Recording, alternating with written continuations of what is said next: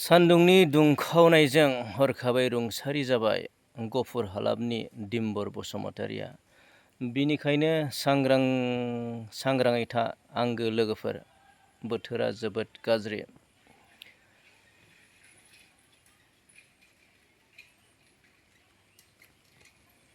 बेबायदि बोथोराव मा जानांगौ मा जानाङा गोबाङानो मोनथियो, गोबाङानो मोनथिया।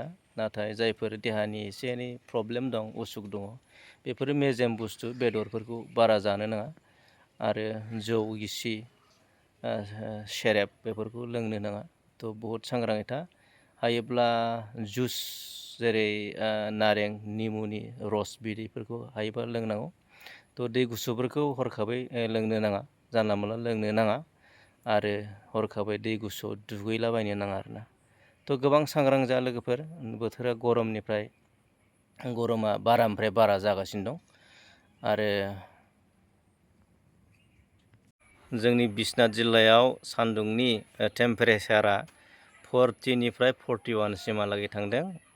लोगोफोर जोबोद गरमनि थाखायनो गोबां खहा जानो हागौ। बेनिखायनो गोबां सांग्रां जादो। जोबोद गरम लोगोफोर, नोंथांमोननि बबे जिल्लायाव बेसेबां डिग्रि सेलसियास जादों नोंथांमोना कमेन्टआव लिरदो। कमेन्टआव लिरनानै फोरमायहरदो मोनथिनाय बादि।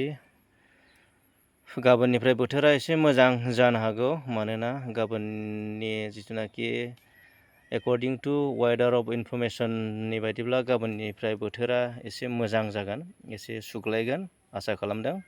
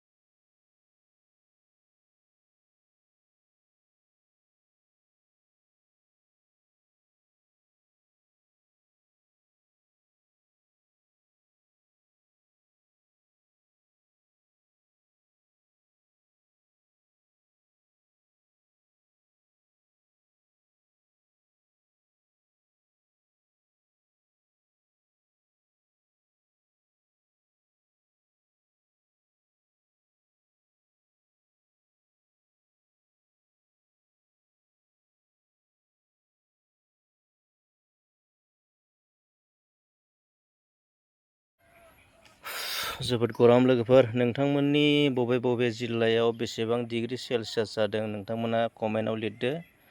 कमेन्टआव लिरनानै फोरमायहरदो मोनथिनाय बादि। गाबोननिफ्राय बोथोरा एसे मोजां जानो हागौ, मानोना गाबोननि जिथुनाखि एकर्डिं टु वेदार अफ इनफरमेसननि बायदिब्ला गाबोननिफ्राय बोथोरा एसे मोजां जागोन, एसे सुग्लायगोन आसा खालामदों।